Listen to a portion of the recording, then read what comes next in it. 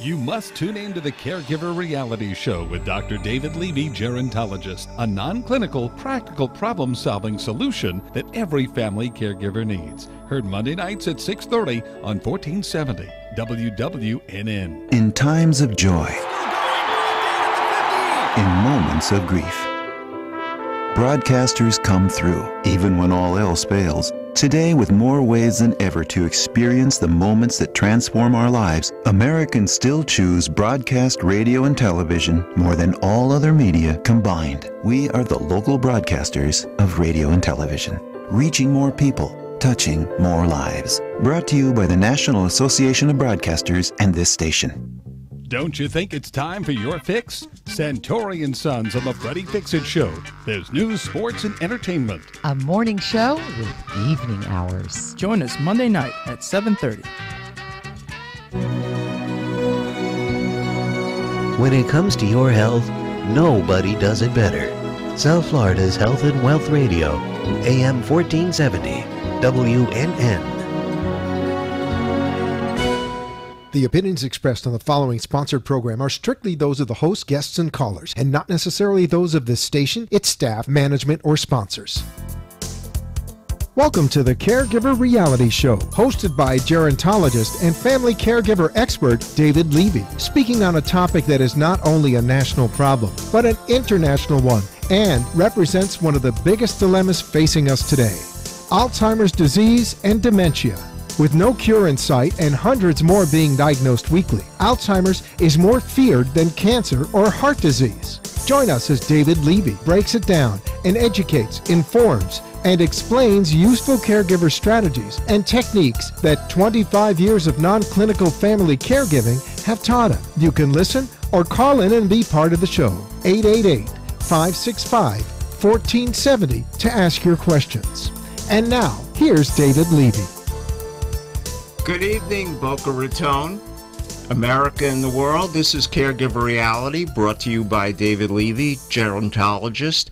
And I'm happy to announce that due to the good services of my producer, we are now going to an hour starting tonight. So if you loved me for 30 minutes, hopefully you'll love me for 60 minutes.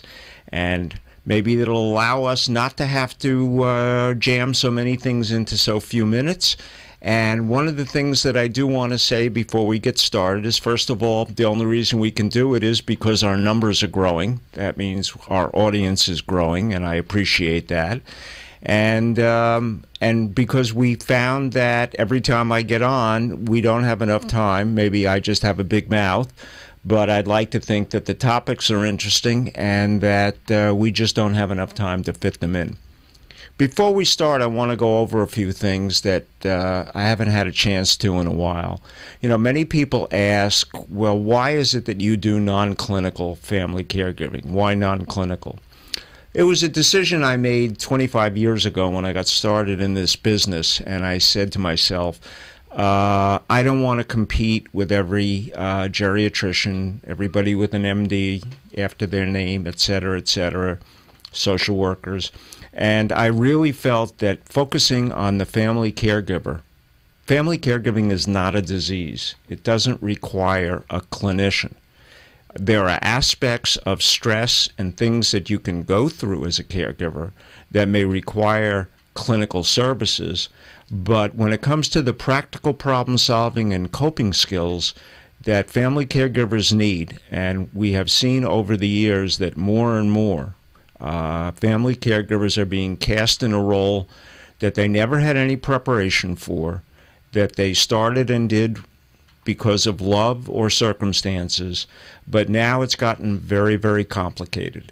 And some of the things that I want to do, and the purpose of this show, is to first of all demystify some of the things that are going on, explain them in usable language, not psychobabble, not medi-speak, but plain old everyday language that we all know and understand. They say to me, and people ask, what's a gerontologist? Well, the first thing I want you to understand that a gerontologist is not a geriatrician. A geriatrician is somebody that specializes in diseases of aging. A gerontologist studies aging, both healthy aging and how aging affects our systems, how aging affects the world, because we live in an aging world. And the ability to study it and understand it more clearly allows us all to be able to do better planning, have better understanding. And also, as we'll see tonight, there are things about aging that are very helpful, and they're very hopeful. And not everything that has to do with getting older is about getting sick and being frail. But there's a lot of good things that come from aging if you understand what it is and how to use it effectively. That's part of what this show is all about. All right? I bring to the table a number of things. Not only am I a gerontologist, I studied the law. I got my doctorate of jurisprudence a long time ago. And while I don't actively practice law, it is immensely helpful every day because there are so many aspects of caregiving that involve the law, whether it's guardianship, whether it's advanced directives, whether it's durable powers of attorney, whether it's understanding contracts. And the ability to be able to have some of that at my fingertips, along with the understanding of aging, gives me a lot of depth in understanding what it is that people are going through. Also, I'm an elder care mediator. All right. When I first started, the only thing was elder law mediation. And I decided, with the help of some folks that were teaching elder law, that I would try and bump elder law, not that it doesn't do very well on its own, to also come up with elder care mediation. And it falls under the certification of family mediation. And what it really involves is the family dynamic that surrounds caregiving: siblings, family, extended family, significant others, LGBT. All of the things that affect us as human beings have a part to play in our lives when we become caregivers. And understanding how people relate and why some people don't relate is a very important ingredient when you're doing caregiver support groups, when you're advising people, when you're consulting, and when you are putting together shows like this, the ability to weave it all together. So mediation. I also was certified not too long ago, about a year and a half ago, at Eckerd University. It used to be Eckerd College, in conflict dynamics, which is a whole other area of the things that go on between people that have to do with the dynamics of family and the dynamics of conflict, which I also weave into my elder care mediation. So we're bringing a lot of things to the table. Some of the things that we'll be bringing in the near future is not only the distinction of spousal and significant other caregiving, but also boomer caregiving. It's becoming much more important, all right? Not only are boomers destined to be caregivers for their parents and grandparents, but also for their spouses, for their special needs children, for siblings that have MS or any number of neurodegenerative diseases, had a stroke, jumped in a half-empty pool and broke their neck, whatever it may be. Caregiving happens, and it's really, we have to use the word agnostic. Caregiving doesn't care about age, religion, role, circumstances, financial. It all has to do with the obligations that people feel that they have to extend to family members and other loved ones when they're no longer in a position to be able to do the things that they used to do and now need somebody else to take care of them or to help guide them or to make things safer or to enhance their quality of life, their dignity, and their independence. So starting next week and doing this hour, I'll be co-hosting it with my good friend Paul Vattiato, who is a teacher. He's becoming more and more knowledgeable in the area of family caregiving, but most important in the areas that have to do with planning for aging and caregiving. It's a separate subject, something that your financial planner and everybody else really doesn't give a lot of thought to. And that is, are you budgeted to live your longevity? And can you afford the caregiving and the clinical issues that may be coming up for you and your family?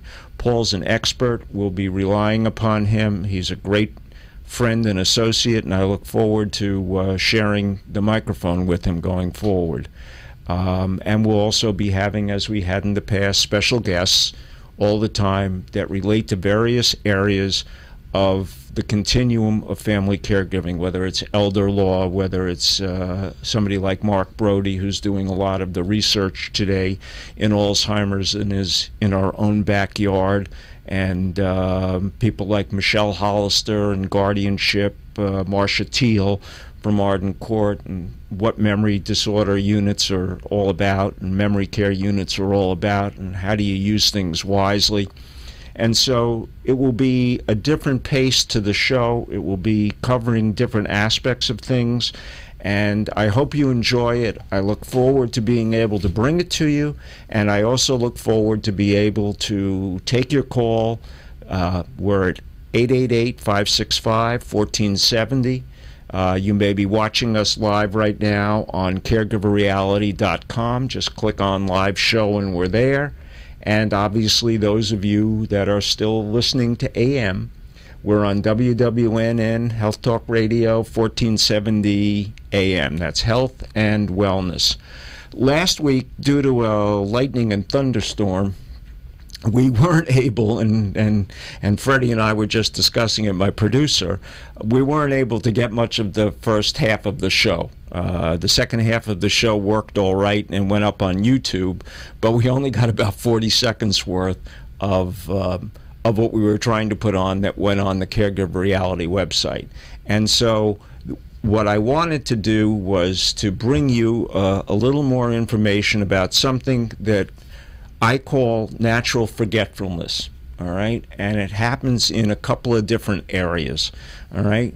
The subject we were discussing last week was, we were talking about something called C1Q, all right? And brains have all kinds of chemicals and proteins and things that we don't even know what to give them a name for, so we wind up giving them letters and numbers. It's not important that you remember what it is, but you need to understand it in the context of what it means to you, your brain, and the brains of the people that you are taking care of. So anyway, there's this protein, and it's called C1Q. And what it really acts as, and I talked about it last week, it prunes our brain. Now, what does that mean? Well, just like you prune a tree and you cut off the dead branches and you cut away the dead leaves so that the healthy stuff grows, in our brains, we have something that are called synapses. You've heard me mention them before. They're the gaps between the 80 billion neurons that we have, and all of the nerve endings that run through our brain have little synapses. They're connections, all right? They're where they branch off, where they go to different things, and it happens in the speed of thought, all right? So it's very important that we keep these synapses healthy. Lately, we've been talking about what happens when these synapses get clogged and they're not so healthy.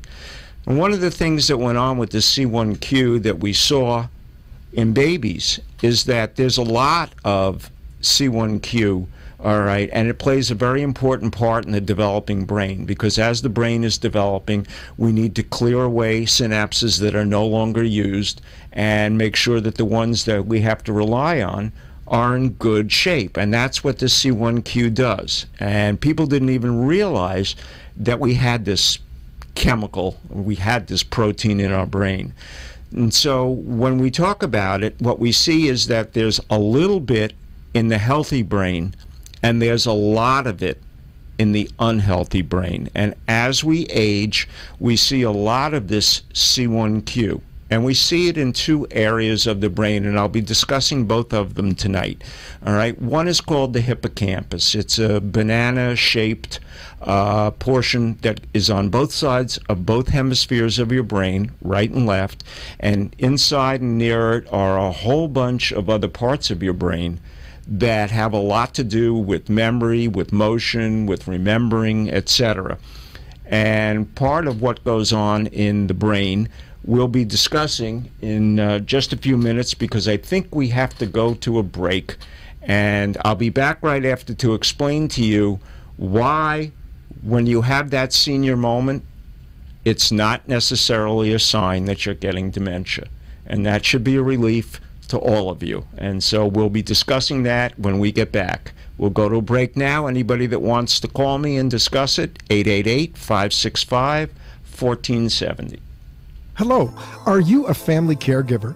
Are you taking care of a spouse, parent, or loved one who can no longer care for themselves? Are you dealing with Alzheimer's disease and don't know what to do? Are you stressed, burned out, frustrated, and don't know where to turn? Have you realized that your doctor, lawyer, and mental health professionals don't have real practical answers? You need a non-clinical family caregiver expert that the professionals turn to. You need David Levy. He is a family caregiver expert with 25 years of active experience with thousands of family caregivers. He can help you provide a better quality of life for you and your loved one. Contact David Levy at dlevy@caregivered.org. That's dlevy@caregivered.org. Or call 561-482-0086. And let's get your mental road to healing started.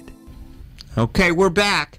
And to finish up C1Q and the hippocampus is the thing that is our memory, all right? And it stores memory and it stores events, and then it passes them on to other areas of the brain, which are like bookshelves. And when we need to retrieve a memory, that's what happens through the hippocampus and other aspects of the brain, all right? And this C1Q, we thought, was clogging those synapses, all right? And right alongside the hippocampus is another part of our brain called the substantia nigra.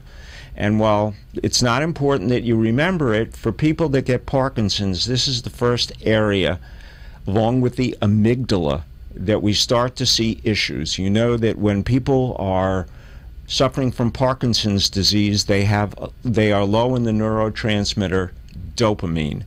In any event, this C1Q accumulates as we get older, and there's almost a 300% increase between a baby's brain and somebody who's in their 80s. And what happens is, because this protein normally sticks to dead material, bacteria, etc., and then other proteins in our brain kind of glom onto it, and all of a sudden the immune response in our bodies goes ahead and zaps it.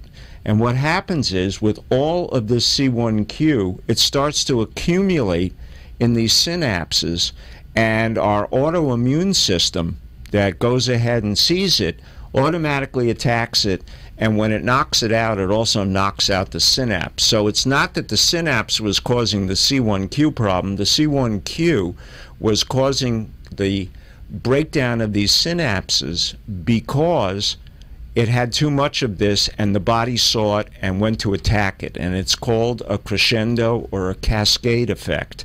And what it was doing was just blasting away our synapses. And when those start to go, that's a classic sign in both dementia of the Alzheimer's type and related dementias, as well as in Parkinson's. That's why we lose our ability to remember, and in many cases, when it comes to the substantia nigra and the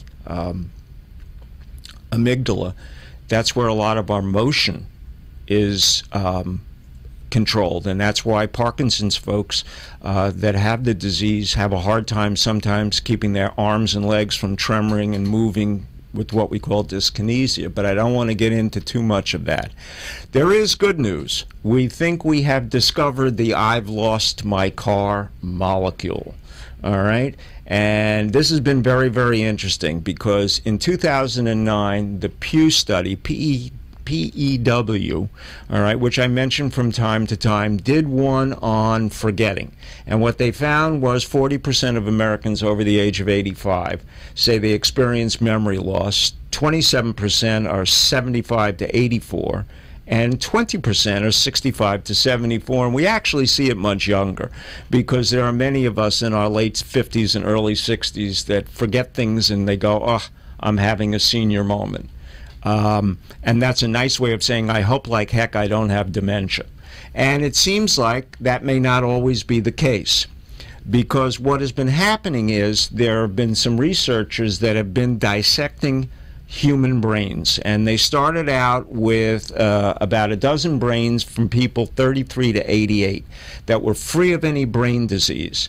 And for the first time, they were able to pinpoint the molecular defect that causes cognitive aging. Now, what does all that mean? We're back again to the hippocampus. And inside the hippocampus are two pieces of the hippocampus. One is called, and I know this is tough stuff, entorhinal cortex. And it kind of sits behind your ear, and it's another banana-shaped piece of the brain. Now, this is where short-term memory loss begins. And then there's another portion of our brain, and you don't have to remember these, but it's called the dentate gyrus, D-E-N-T-A-T-G-Y-R-U-S. All right? And it's also inside that hippocampus. And what we have discovered, and here comes another piece of alphabet soup, that a protein molecule that has the entrancing name of RBAP48, because they can't figure out yet what to call it. And what we have found is that RBAP48 in young brains helps us to be able to remember. And as we get older, all right, that RBAP48 begins to diminish. And as a result, it doesn't stimulate our dentate gyrus. All right? The dentate gyrus does not get Alzheimer's. The entorhinal cortex does. So what they did is they experimented on human brains and on mice. And what they did is they genetically altered the mice to have dementia. And then what they did is they saw the effect in the entorhinal cortex. All right? But when they also genetically altered the mice to have less of that RBAP48, they found that young mice acted like old mice. But when they gave old mice more RBAP48, they got smarter. All right, and so what we've discovered, remember, kids don't get Alzheimer's and Parkinson's. And so what we've discovered is that we have this molecule, this RBAP48, all right, that seems to be able to re-stimulate our dentate gyrus. And as a result, we are able to enhance our memory, and this may be the magic formula. It's not the fountain of youth, but it may very well shine the light on the way to understanding that not all forgetfulness is a result of on your way to dementia. Many of it has to do with the fact that as we get older, this RBAP48 kind of retires. And if it's not around, it doesn't stimulate the parts of our brain that help us remember. So I think this is a very significant breakthrough, and one that I think going forward is going to enhance the quality of life for all of us, because as soon as scientists are able to work on this RBAP48 and turn it into something usable for us, whether it's a pill, whether it's a liquid, and that we are able to enhance our dentate gyrus, we very well may find that all the things that we've forgotten when we're 50, 60, and 70 are now as good as we were when we were 30 and 40. I think that's pretty significant, and we'll be bringing you more details about this as we go forward. And, you know, one of the things that I want to let you know before we move on to the next part, which is the second in a multi-part series about Dr. David Hilfiger, who, if you remember last week, we started with, he was the doctor that said, I have Alzheimer's. But before that, I wanted to let you know a couple of things. Number one, that my good friends at Arden Court, the memory assisted living facility, there's one in Delray on Jog Road, and there's one up on Village Drive in Palm Beach, just south of 45th Street. Not only are they been very good friends and really are groundbreaking in what goes on with how to take care of your loved one well when they have dementia, especially of the Alzheimer's type. But they are going to be giving away, starting next week's show, free respite, all right, a day of respite for folks that call in. And if you call into their number, and it's 561-498-5552, you can ask for Marcia, and she will be taking folks that have heard us on the show. That's 561-498-5552. And they will be accumulating the names of folks that call, and you will be able to have a day of respite at the Arden Court facility for a loved one that is suffering from dementia, so that you can have a day to get things done and know that your loved one is safe. You'll be able to pick between north and south, and as we go forward, we hope to be able to offer on almost a weekly basis the opportunity for you to experience respite, get a relief, get a break, and have it in the security of a facility and folks that really know what they're talking about. So that's from the good folks at Arden Court. They also want me to let you know that the Arden Court South and Jog, all right, on Jog, just south of Linton, I do support groups that are open to the public the first and third Tuesday of every month from 2 to 3:30. And there is also a like support group at the North facility at 2330 Village Boulevard, which is just south of 45th Street, the first and third Thursday from 10 to 11:30. And these are open to the public. If you've got issues, if you need the relief of a support group, by all means, these are available and open to you. Also, I do a 2-hour support group that is also open to the public at Villa del Rey on Las Flores, right off of Atlantic, every Wednesday from 9:30 to 11:30. You're welcome to come. You cannot bring your loved one with you, but we are making arrangements, as they have just opened a memory clinic there and an assisted living memory, that we may be able to provide you with respite and a place to have your loved one be while you're attending the support group.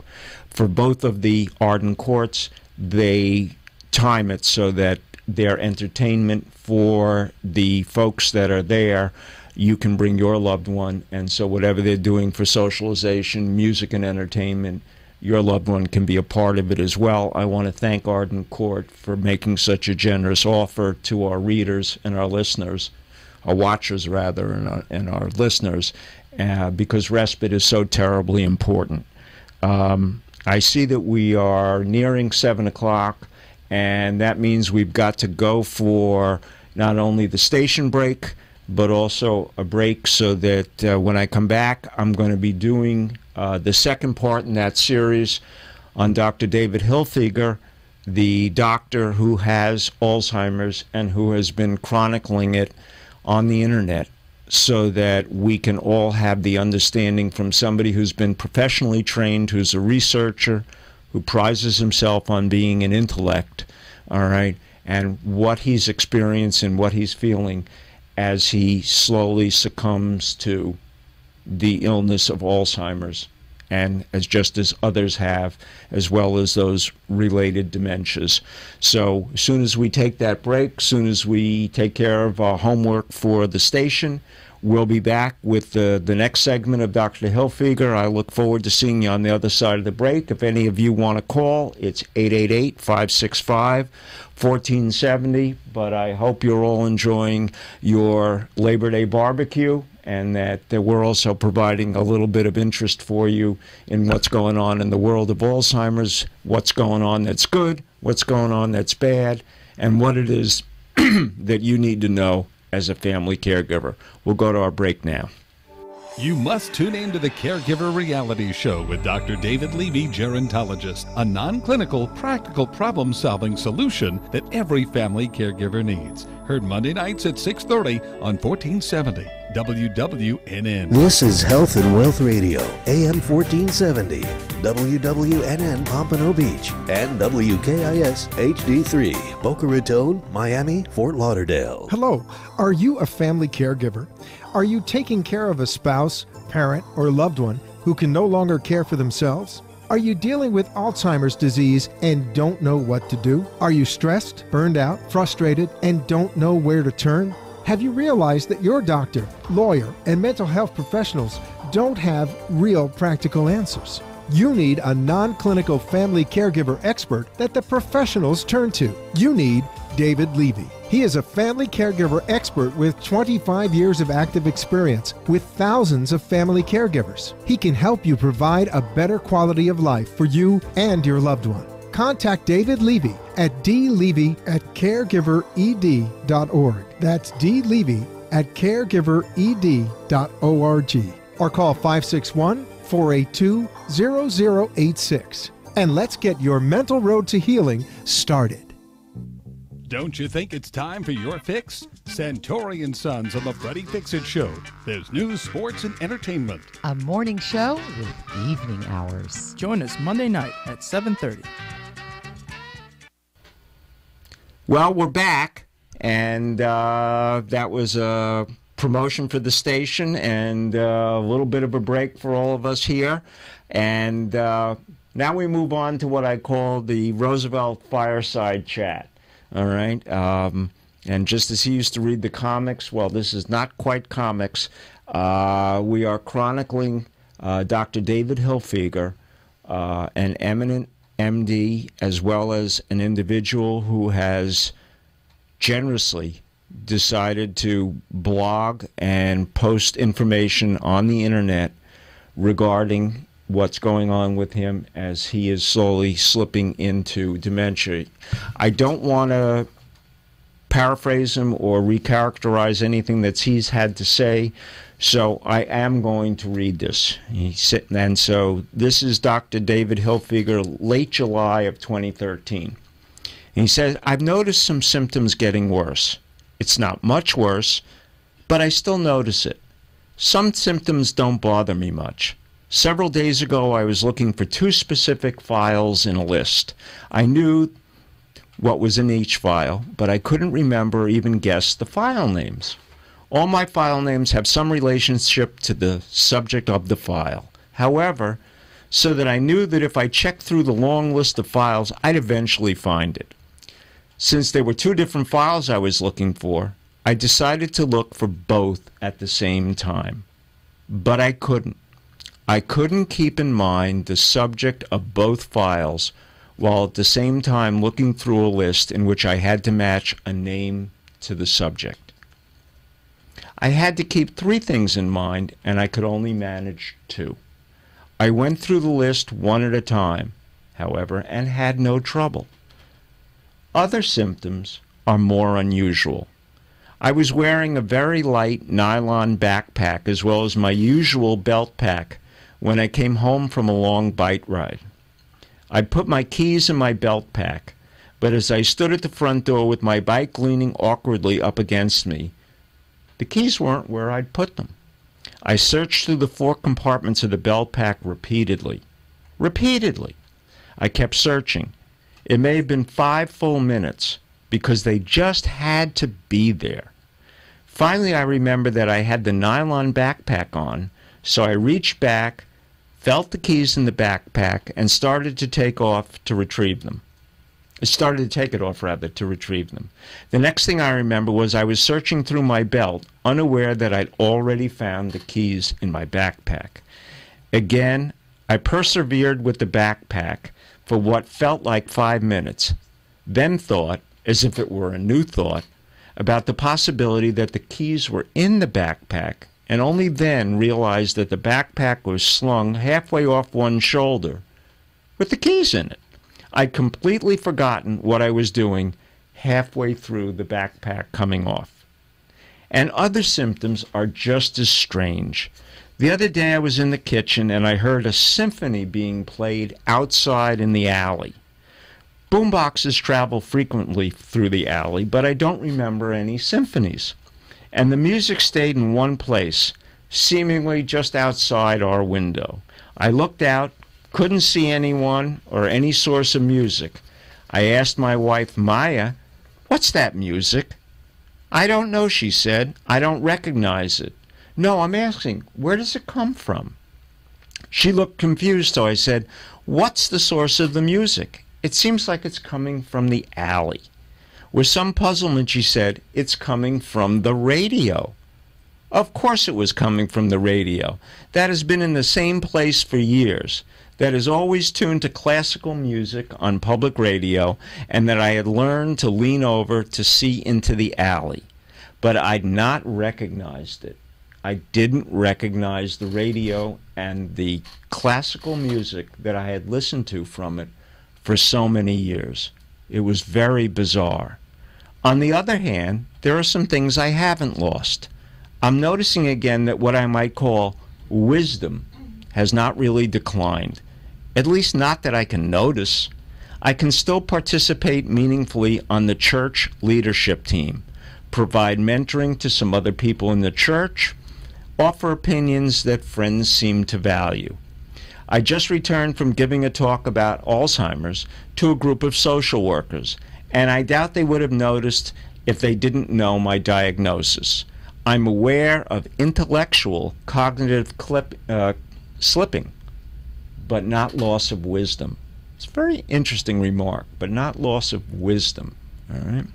I've always wanted to be a wise old man, and I was getting there. After my diagnosis, I grieved the potential loss. Now it seems I can keep the role, at least for a while longer.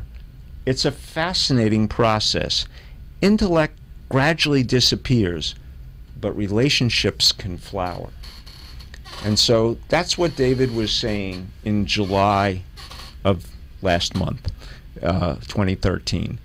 And it's not an unusual set of circumstances, especially with somebody who's very bright, as the doctor obviously is, to be able to have recall and what he's calling wisdom, the ability to kind of mentor others and pass on information. But what we are seeing is that his intellect, his ability to do things that he normally does and remember, are starting to slip. Here was the radio in front of him, and he just didn't realize that was where the music was coming from. Something that he had done for a long time. The keys were more than just, I forgot my keys. I didn't realize that I even had them with me. And even after he found them the first time, he didn't remember that he had found them and had to go back and look for them. All right? Back in the same backpack, still on his back, but he couldn't remember. And this is the slow, insidious progress of dementia. And unfortunately, in this day and age, we don't have many medications that can turn much of this around. And we have the classic three that we know about, Aricept, Namenda, and Exelon. But as we've been talking, and what Dr. Brody a few weeks ago brought up, unfortunately, but so cogently, was that when he went to the International Alzheimer's Convention, there really was nothing new on the horizon. And over the last 7 months, or rather the last 7 years, what we have seen is most of the medications and the stuff that we've been testing has not been able to satisfy the FDA, even though I have many clients that were on some of those medications and did very well. But the fact that they were not allowed to stay on and continue on them because they didn't meet the testing endpoints set up by the Federal Drug Agency, we have a difficult time in trying to get a hold of these medications. There's a whole new slew of them that are in the design stage. But one of the things that we have to realize is that what we're doing, we're testing them on mice, we're testing them on brains of folks that have been so gracious in donating their brains to the brain banks so that we can compare Alzheimer's and other dementias and what they look like in the brain and what's composed in them, so that maybe at some point we can figure out whether all of the argument that we were discussing last week, is there too much copper in the brain, is there too much iron in the brain, is there too much aluminum in the brain, all right? There seems to be so much conflicting information, and it comes out weekly, that one doesn't know what to do. And so I think it's very important, just as it is with everything else that we do in our lives, not to be able and to be careful. And just because somebody says this is so or this isn't, that we stop what we're doing in our lives and all of a sudden start to do something different. Because somebody says no iron, all of a sudden we eliminate iron in our lives, when we know how essential iron is to a young developing brain to stop things that what they call neural tube defect and having children grow up with healthy brains. There may be a point in time where too much iron isn't good, but we still don't have definitive research. And it's part of what we'll be discussing going forward, because there's all kinds of research out there, and in the next quarter hour of the program, I'm going to be discussing the difference between experimental research and investigative research, because these are things that everybody needs to know. We can't just continue to study mice and the brains of folks that have expired. The only way we're going to find out if things work on humans is when we are able to give it to humans. And the only way we're going to be able to do human testing is with human volunteers. And it's so essential and so important that you as caregivers and those of you that have Alzheimer's and related dementia, Parkinson's disease, that you seriously give some thought while you can, and that your family, while they're able, to see about enrolling you in a drug test. And not because it's dangerous, but because you have an opportunity to help be a pioneer, to see whether or not we can't avoid these kinds of devastating illnesses so that our children and our grandchildren and our great-grandchildren may be spared the scourge of Alzheimer's disease and related dementia. It's very, very important, and everybody has to do their part. We can't test it like we can many other medications where they test it on a prison population, or we test it on others that make it easy to see things. When we go ahead and test for cancer and we decide we're going to go look and see what works on pancreatic cancer, we can see it, we can figure out if the medications work, we can see if the radiation and the chemotherapy work, all right, and it's not too difficult to figure out. But when we're dealing with the brain, and you heard me say earlier, we have 100 trillion synapses in our brain. That's a number that I can't wrap my head around, no pun intended, and not many people can. And those 100 trillion synapses are working their way through all parts of our brain, and part of the 80 billion neurons that help us think and remember and to react and do things. And it's so very, very important that you and the rest of the public realize that without having the help of your loved one in whatever stage of dementia they may be, that we get them to the proper kind of research, not so much because that we can save them, but we may turn around and be able to see that there's a better quality of life, and that there's more dignity, and that there's an ability for the family not to have to suffer at the same extent, because research has helped to bring forward the kind of testing, the kind of learning, the kind of research that we need to do in order to be able to make a significant dent in our lifetimes, all right, regarding this terrible, terrible disease. Now, I don't want to harp on it, but I must tell you that it's critically important that we get behind this, just as we do walks for Alzheimer's and walks for cancer and walks for Parkinson's. We have to do research for Alzheimer's, and that means making a sincere effort to see what we can do to help the researchers move away from mice, move away from glowworms, move away from little single-cell creatures that we can turn into Alzheimer's test equivalents, but there's no replacing a human. There's no replacing the human brain inside a living, breathing human. And it looks like we're getting ready for our next break. We'll take a quick break, and I'm going to bring back a couple of subjects that will be of, I think, very interesting to you, as well as to discuss the difference between experimental and investigative research. I'm not trying to turn you into scientists. I'm not trying to turn you into scholars beyond where you want to be. But if you don't have information like this, you can't make wise decisions.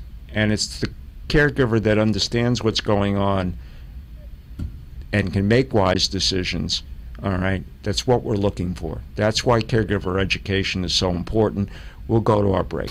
Hello, are you a family caregiver?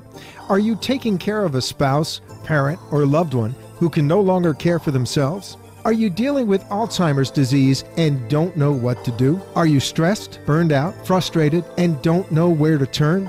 Have you realized that your doctor, lawyer, and mental health professionals don't have real practical answers? You need a non-clinical family caregiver expert that the professionals turn to. You need David Levy. He is a family caregiver expert with 25 years of active experience with thousands of family caregivers. He can help you provide a better quality of life for you and your loved one. Contact David Levy at dlevy@caregivered.org. That's dlevy@caregivered.org. Or call 561-482-0086. And let's get your mental road to healing started. And we're back. And here we are on Labor Day Eve. And I want to let you know that if you don't want to call into the station, but you'd like to speak to me, that number is 561-482-0086. And we have a wealth of information for you. I shoot some of my support groups, not so much for what the specific subject is, but to see how caregivers come together, act as a family, support one another. And if you don't have a support group in your area, this is a very good way to see how they work and why they're so terribly important. And you can see that on our website, www.caregiverreality.com. And remember, that number is 561-482-0086. And then tomorrow you'll be able to see this show, and we'll take phone calls. What? Same number. Right, same number.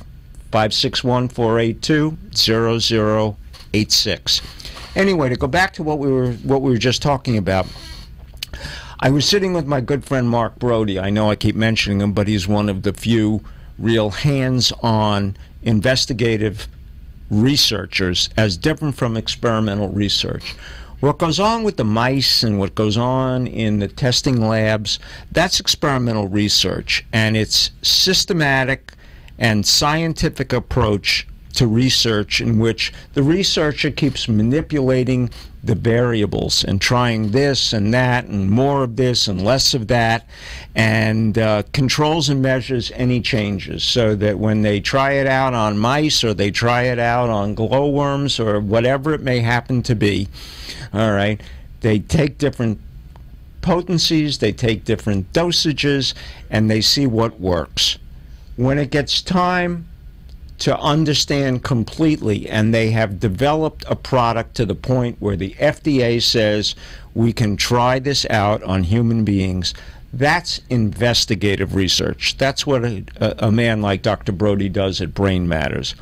And it's the idea that we have an active effort to find out something, not only systematically, all right, and thoroughly attempt to learn the facts about something that's complex or hidden and it is formal and official. So what do we mean by all that? It's a bunch of gobbledygook. When a man like Dr. Brody and other researchers give you a particular drug, all right, they have already gotten to the point where the FDA and others understand what it has the potential to do. What they then have to do is do what's called double-blind studies. They have to go ahead and give it to a certain group of people and at the same time take a similar group of people and give them a placebo, give them water, saline, something that is not got the active ingredient of the thing that is under investigative research. And by comparing the results, we can see whether or not the active drug is working, whether or not people mentally are convinced that it's going to work, and whether they get the placebo or the drug, there seems to be a positive reaction, or whether or not the drug works and the placebo doesn't, so that we can continue to go forward with the investigative research and hopefully reach successful conclusions that will allow us to put new and better drugs on the market. All right? We've all been aiming at beta amyloid and that plaquing and tau. But it would seem, as we look at some of the other things that we've discussed tonight and we discussed last week, that these synapses and the stuff that accumulates in them, whether or not it's C1q, whether or not it's glutamate that we had discussed a while ago, whether or not it's ADAB48, and whether or not chemicals and proteins like that will allow us to enhance the parts of our brain that may get older but don't get Alzheimer's and don't get Parkinson's. And this is the exciting breakthroughs that we are on the verge of being able to put into active practice. All right? But it only comes with the help and the assistance of your loved ones and people like you that may be in the early or mid stages of cognitive impairment, of mild Alzheimer's, mid-range Alzheimer's, who can be part of this investigative research that can be so meaningful to us and our families. Little piece of down the road information. All right, you know, we've got 10,000 baby boomers coming age 65 every day, and they'll be doing it for the next 19 years. And Freddie, you're not that far away. All right. At the same time, more people will be looking for healthcare providers. And here's the problem. There is a shortage of doctors on the horizon. In fact, medical colleges predict a huge shortage. More than 90,000 physicians will not be here when we need them in 2020. And by 2025, it will be short 130,000 doctors. Why? They're getting burned out. They're retiring themselves. They don't like the systems. It's not a question of Obamacare. It's Medicaid, Medicare, healthcare systems, getting rid of fee-for-service, all of the things that make it not fun to do what they have been trained to do. And these are very dedicated individuals for the most part. And just like in the nursing profession and in home health care, we talked about it last week, there are so many now that are in their mid-boomer age and over the course of the next 10 to 15 years will be retiring. Who is it that we are training? Who is it that we are bringing forward to be the next generation? Last week we talked about the NIH brain effort to bring together all the technology and all of the latest thinking and equipment to be able to understand the brain better. The brain is where we will be fighting the big fights. Yes, it's taken us years to work on cancer and heart disease, and we do make good inroads. All right, we haven't gotten rid of heart disease, but we've turned it into a chronic illness rather than a fatal one. And in many cases, we've done the same thing with cancer. But our brain, Our brain is so sophisticated, so complicated, so exquisite, all right, that we do not have a choice but to understand it better, to do better research, and we're going to have a hard time doing that if we don't have the doctors and the scientists who are willing to dedicate their time, their lives, and their profession to doing this. And so I just want to mention, not by way of scaring you, but just to mention that things are changing. And whether it's Obamacare or anybody's care, the forces of change, we can't change aging. There is nothing, there is no fountain of youth out there. There are ways that we can enhance our bodies and our brains, and we already know what that's about. We know what exercise, diet, and being in control of ourselves can mean to our well-being, mean to our families, all right? But until we have a better understanding of the brain, we are never going to get our hands around the kind of sophisticated, devastating diseases that we are seeing coming up month after year. As we understand better how the brain works, we see things that we've never seen before, both good and both bad. Now, going forward, I am going to be announcing, and the first one will be in October, we're going to be doing caregiver boot camps at various locations in the Southeast Florida area. These will be limited to 40 or 50 people, and they will typically run from 8 o'clock in the morning until 5. They'll have breakfast, lunch, and dinner. It'll be at a convenient location.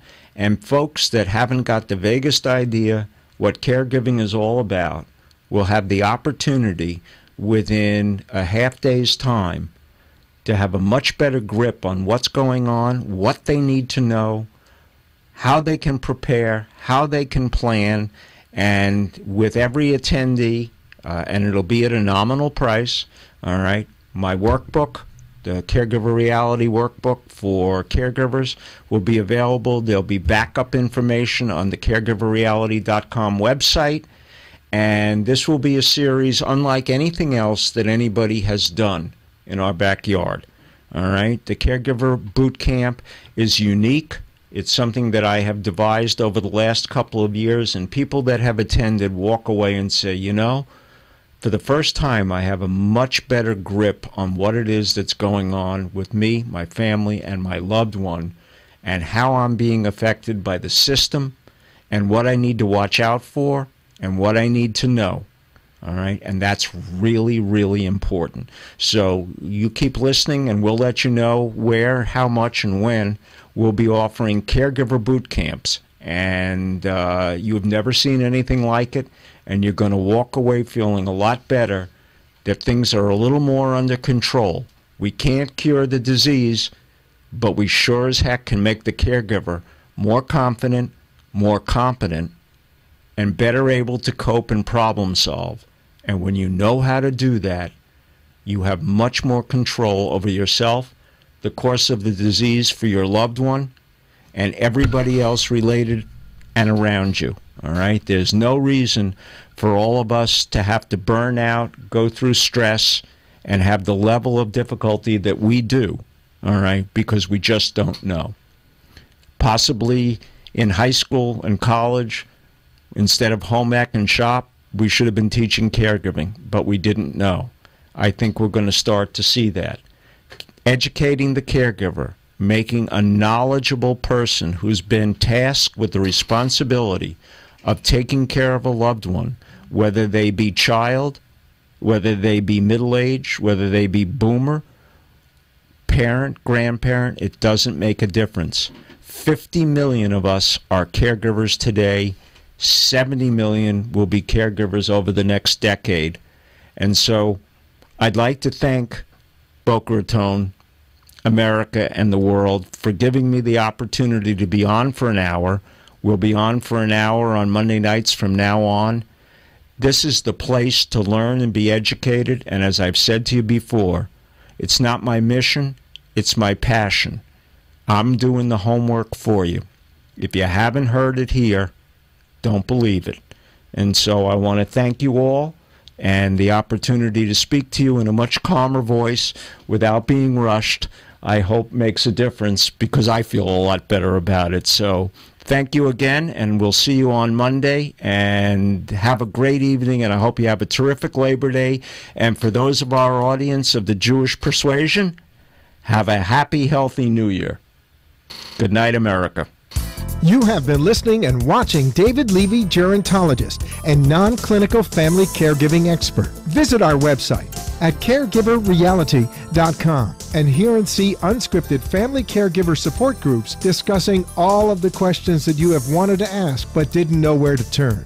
Tune in again next time for more updates and special guests who bring their caregiving experience to you so that you can deal with your problems and hear how family caregiving is affecting fellow Americans just like you.